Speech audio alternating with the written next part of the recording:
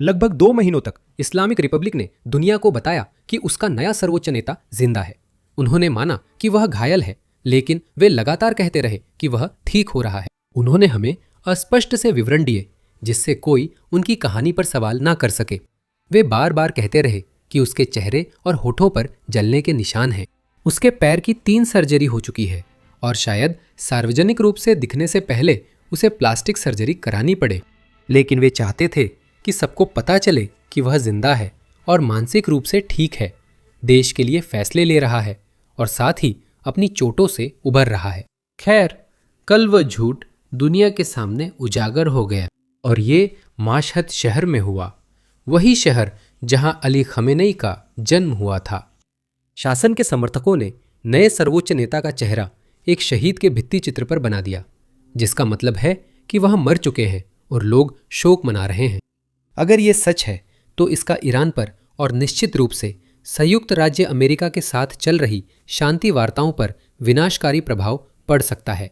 कल राष्ट्रपति ट्रंप ने वार्ताएं छोड़ने का कारण बताया और कहा कि किसी को नहीं पता वहां सब कुछ कौन चला रहा है। किसी को नहीं पता कि देश के शीर्ष पर कौन है, ईरान के अंदर असली नेता कौन है। और अब हमें ऐसी अफवाहें मिल रही हैं कि शायद सर्वोच्च नेता भी मर चुके हैं। इस बयान को सुनिए। ईरान को लेकर जब ये पता चल जाए कि वहाँ कौन जिम्मेदार है, अगर कट्टरपंथी या IRGC से जुड़े नेता ईरान में ज्यादा ताकतवर हैं, तो क्या अमेरिका कोई समझौता करेगा? इस साल आप हथियारों की तस्करी के साथ क्या कर रहे हैं? मैं जिससे भी ये खेल चला रहा है उससे बात कर लूंगा। उन्हें पता नहीं है वो इसमें शामिल हैं। वो आपस में ही लड़ रहे हैं, जबरदस्त अंदरूनी लड़ाई चल रही है। अक्सर नक्का है कि वो नेतृत्व के लिए लड़ते हैं। मुझे लगता है वो नेता बनने नहीं बल्कि ना बनने के लिए लड़ रहे हैं। हमने 2 स्तर के नेता हटा दिए, जो भी आएगा मैं उससे निपट लूंगा। 2 दिन इंतजार करने की जरूरत नहीं। लोगों को 16-17 घंटा यात्रा नहीं करनी चाहिए। और हम इसे उस तरीके से नहीं करेंगे, हम इसे करेंगे। वे जब चाहे मुझे कॉल कर सकते हैं। सारे पत्ते हमारे हाथ में है, हमने सब जीत लिया है। अब इस नए सर्वोच्च नेता मुस्तबा खामनेई के बारे में थोड़ा संदर्भ दे, जो बहुत जल्द पूर्व सर्वोच्च नेता भी बन सकते हैं। वह पूर्व सर्वोच्च नेता अली यामेनेई के बेटे हैं, जिससे इस्लामी गणराज्य राजशाही जैसी बन रही है। जब युद्ध शुरू हुआ वे उसी परिसर में थे जहां अली खामेनेई शीर्ष ईरानी अधिकारियों के साथ बैठक कर रहे थे। हम सभी जानते हैं वहां क्या हुआ था। इजरायली जेट्स ने परिसर और वहां मौजूद सभी को खत्म कर दिया। अगर आप भूल गए हैं तो यहाँ और विवरण है।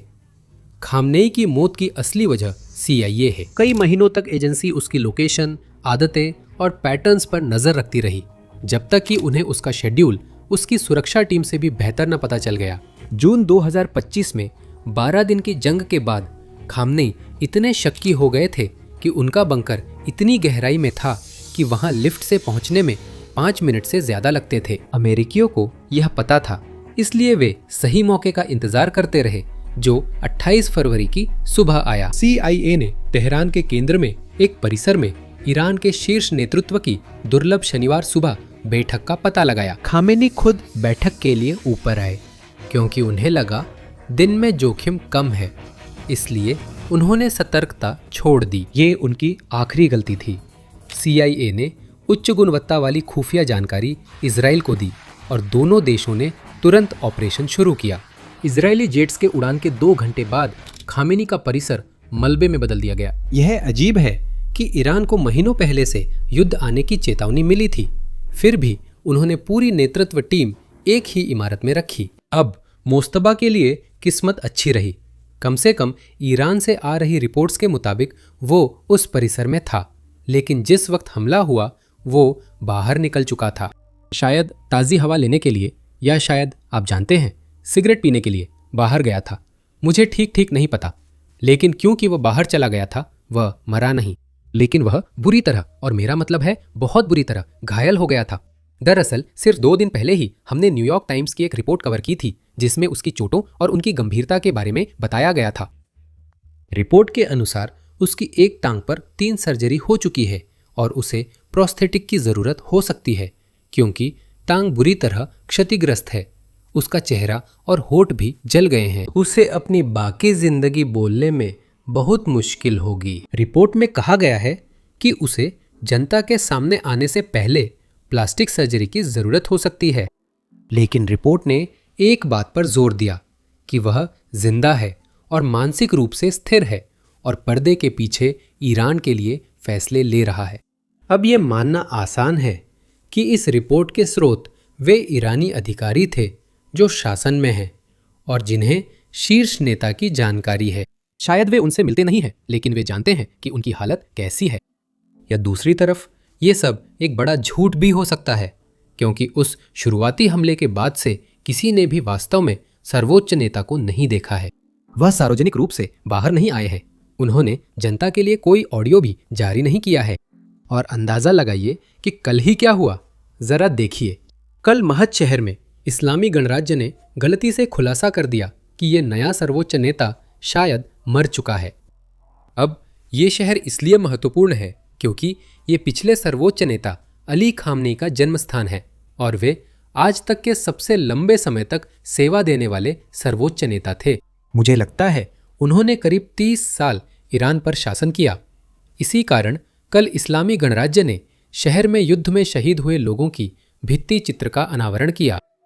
इस भित्ति चित्र में आप अली खामनेई को बीच में देख सकते हैं। फिर आपको इस्लामी गणराज्य के संस्थापक अयातुल्ला खोमैनी बाईं ओर ऊपर की तरफ दिखाई देंगे। फिर आपको ईरान के पूर्व राष्ट्रपति बाईं ओर नीचे की तरफ दिखाई देंगे और फिर नीचे दाईं ओर आपको हस्साम सुलेमानी दिखाई देंगे, जो मशहूर जनरल थे जिन्हें राष्ट्रपति ट्रंप ने अपने पिछले कार्यकाल में मार गिराया था।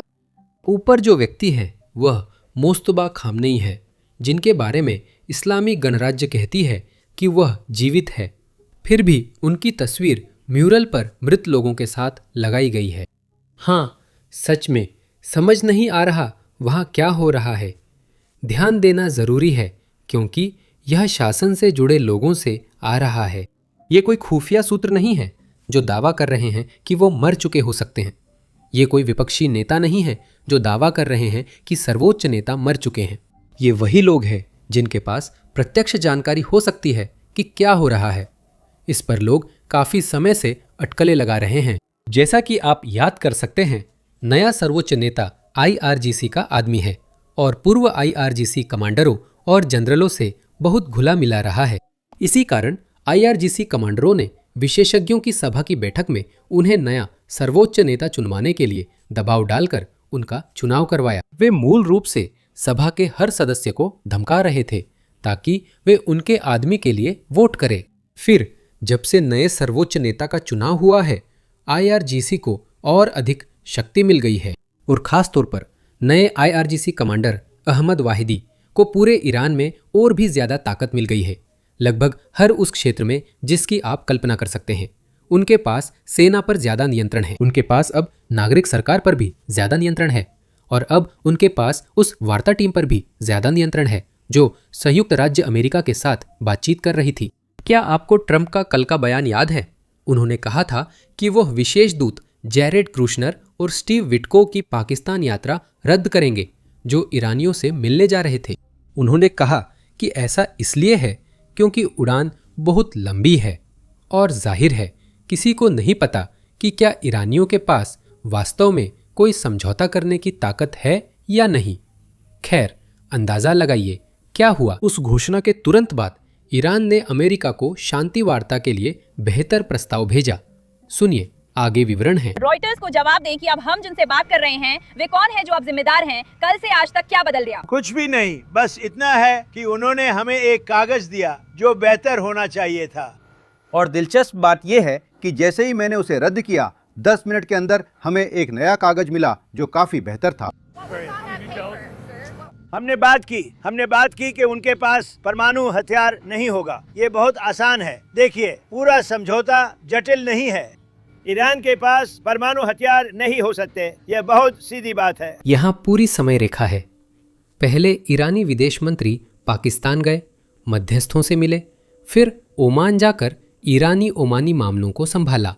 मुझे उनकी बातचीत की जानकारी नहीं है। जैसे ही वे पाकिस्तान से बाहर आए, ट्रंप ने ऐलान किया कि अमेरिका अब इन वार्ताओं में शामिल नहीं होगा। और सोचिए क्या हुआ।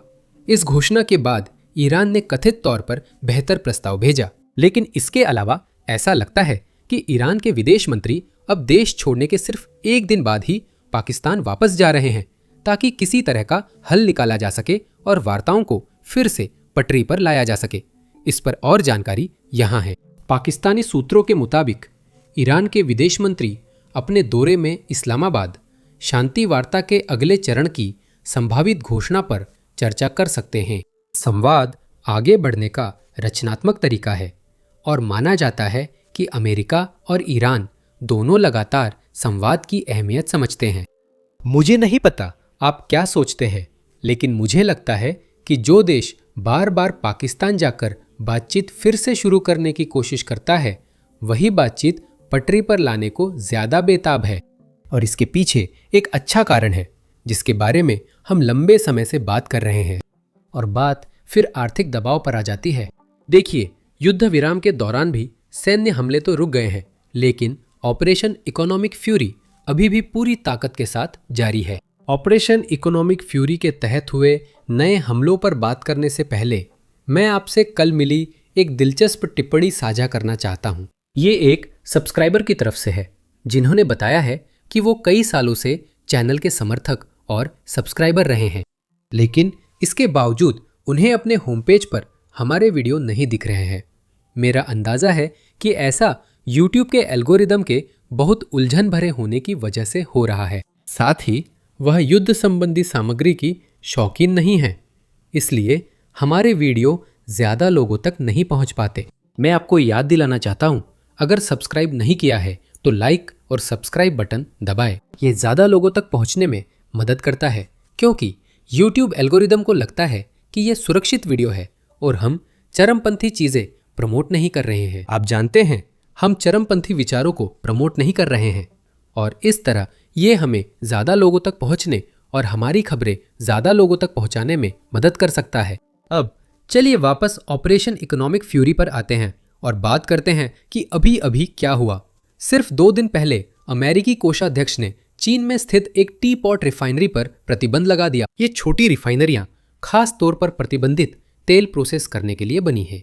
ये रूस, ईरान और वेनेजुएला जब मादुरो सत्ता में थे से तेल खरीदते हैं, लेकिन अब अमेरिकी कोष विभाग उनके पीछे पड़ गई है और उन्हें वहीं पर सबसे ज्यादा चोट पहुंचा रही है जहां उन्हें सबसे ज्यादा दर्द होता है, यानी प्रतिबंध लगा रही है। हमें समझना होगा कि रिफाइनरियां कैसे काम करती हैं और इन्हें टी पॉट रिफाइनरी क्यों कहते हैं। चीन में कई बड़ी तेल कंपनियां हैं। असल में दुनिया की कुछ सबसे बड़ी तेल कंपनियां पश्चिमी देशों में नहीं हैं। जैसा कि आप लोग सोच सकते हैं, वे मध्य पूर्व में हैं, लेकिन वे चीन में भी हैं।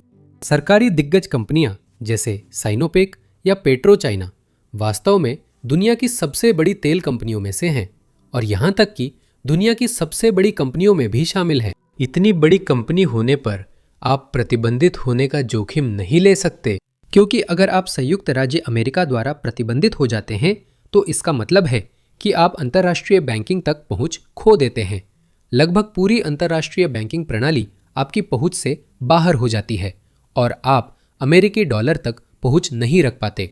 और इसके अलावा आपके जो भी निवेश उन देशों के साथ हैं जो संयुक्त राज्य अमेरिका के मित्र हैं, तो वे निवेश या तो फ्रीज कर दिए जाते हैं या फिर समाप्त कर दिए जाते हैं। इसी कारण बड़ी कंपनियां मादुरो के शासन में रूसी, ईरानी या वेनेजुएला के तेल का कारोबार नहीं कर सकती थी। इसीलिए चीन ने ये छोटी रिफाइनरियां स्थापित की जिन्हें टी पोर्ट रिफाइनरियां कहा जाता है। और इन रिफाइनरियों में पश्चिमी निवेश नहीं है। ये असल में डॉलर में लेन देन भी नहीं करती। ये असल में किसी बड़े पैमाने पर कुछ नहीं करती। ये छोटी रिफाइनरियां हैं जिन्हें खास तौर पर प्रतिबंधित देशों के तेल के लिए ही बनाया गया है। इसका मतलब है कि अगर इन कंपनियों पर प्रतिबंध भी लग जाए तो भी इनके कारोबार पर असल में कोई फर्क नहीं पड़ता या इनके लिए चीज़ें मुश्किल नहीं होती। वे किसी और देश के तेल का लेन देन नहीं करते जिनकी उन्हें चिंता करनी पड़े। वे सिर्फ उन्हीं देशों के साथ काम करते हैं जिन पर प्रतिबंध लगा हुआ है। इसका मतलब है कि खुद पर प्रतिबंध लगने से उन्हें नुकसान नहीं होता। खैर, इसका मतलब ये नहीं है कि अमेरिका उनके खिलाफ कार्रवाई नहीं कर सकता, क्योंकि तेल भेजने के लिए आपको शिपिंग कंपनियों की ज़रूरत तो होती ही है। बीमा कंपनियों की अब भी ज़रूरत है ताकि तेल टैंकर और उसमें मौजूद तेल का बीमा हो सके। अब अमेरिका उसी पर कार्रवाई कर रहा है। लेकिन यहाँ एक पेच है, इससे कंपनियां दिवालिया नहीं होंगी, लेकिन उनकी जिंदगी मुश्किल हो जाएगी। टी पॉट रिफाइनरियों के लिए तेल का भुगतान अब और जटिल होगा। इन रिफाइनरियों से जुड़े बैंकों के लिए ये और मुश्किल होगा, क्योंकि वे अमेरिकी प्रतिबंध नहीं चाहते। फिर से इससे कंपनियां बंद नहीं होंगी, लेकिन इससे उनके लिए काम करना मुश्किल जरूर हो जाएगा, और इसका मतलब है कि उनका मुनाफा कम हो जाएगा, और जाहिर है इसका मतलब है कि ईरान का मुनाफा भी कम हो जाएगा। इन नए प्रतिबंधों से लोगों की कमाई घटेगी और ट्रेजरी इस्लामिक रिपब्लिक की क्रिप्टो संपत्तियों पर भी कार्रवाई करेगी। कई क्रिप्टो प्रेमी मानते हैं कि क्रिप्टो सरकार की पहुंच से बाहर है, पर यह पूरी तरह सच नहीं है। अगर कोई क्रिप्टो करेंसी ऐसी है जिस पर सरकार कार्रवाई नहीं कर सकती, तब भी वे उन कंपनियों पर कार्रवाई कर सकते हैं जो इन देशों या अपराधियों के लिए क्रिप्टो स्टोर कर रही है।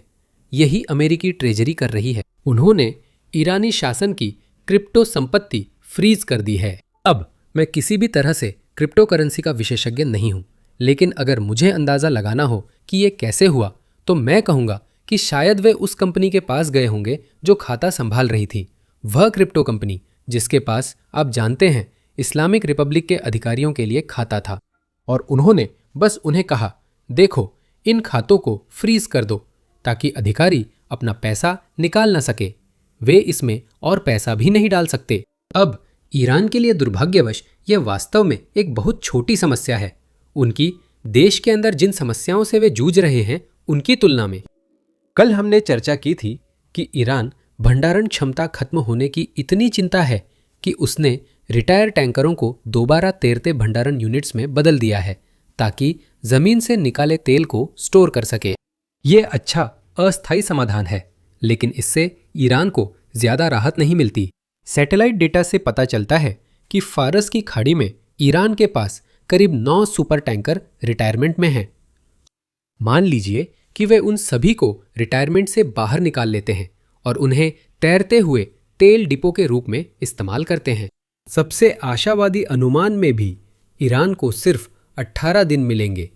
उसके बाद उनकी स्टोरेज यूनिट्स फिर खत्म हो जाएंगी और उन्हें उत्पादन में कटौती शुरू करनी पड़ेगी, यानी उन्हें तेल कुओं को बंद करना पड़ेगा, और इससे एक बहुत बड़ी दीर्घकालिक समस्या पैदा हो जाती है। इन तेल कुओं को फिर से चालू करना शासन के लिए बहुत मुश्किल, अगर नामुमकिन नहीं तो होने वाला है। अब अंदाजा लगाइए, संयुक्त राज्य अमेरिका जानता है कि इस्लामी शासन किस दुविधा में है, और यही वजह हो सकती है, या कम से कम यही कारणों में से एक हो सकता है कि संयुक्त राज्य अमेरिका बातचीत में देरी कर रहा है या नाकेबंदी जारी रखे हुए है। यही बात ट्रंप ने आज सुबह पुष्टि की है। सुनिए। लेकिन आप जिस बात का जिक्र कर रहे हैं वो ये है कि जब आपके सिस्टम में बड़ी मात्रा में तेल लाइनों के जरिए बह रहा होता है, अगर किसी भी कारणवश वो लाइन बंद हो जाती है, क्योंकि नाकाबंदी के कारण उनके पास जहाज नहीं है, इसलिए अब आप उन्हें कंटेनरों या जहाजों में नहीं डाल सकते।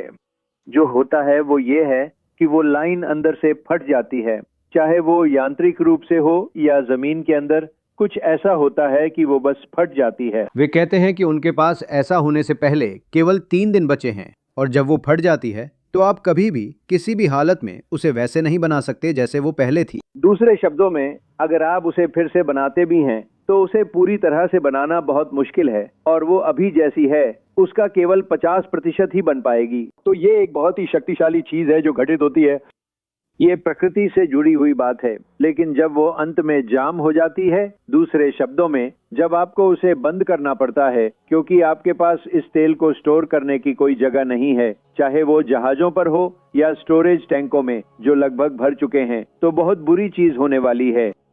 मुझे लगता है वे दबाव में हैं। अब यहाँ एक बात ध्यान रखने वाली है कि ईरान को नाकाबंदी हटवाने के लिए जरूरी नहीं है कि उसे कोई शांति समझौता करना पड़े।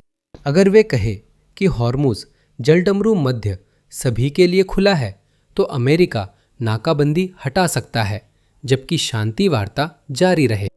मैं यह नहीं कह रहा कि ऐसा होना तय है, ना ही ये कह रहा हूं कि ऐसा जरूर होगा, बस इतना कह रहा हूं कि ये मुमकिन है। हम पाकिस्तान से होने वाली बातचीत से जुड़ी किसी भी खबर पर नजर रखेंगे जहां ईरान के विदेश मंत्री बातचीत को फिर से पटरी पर लाने की कोशिश कर रहे हैं। तो नीचे दिए गए सब्सक्राइब बटन को जरूर दबाएं और मैं आप सबसे अगली वीडियो में मिलूंगा।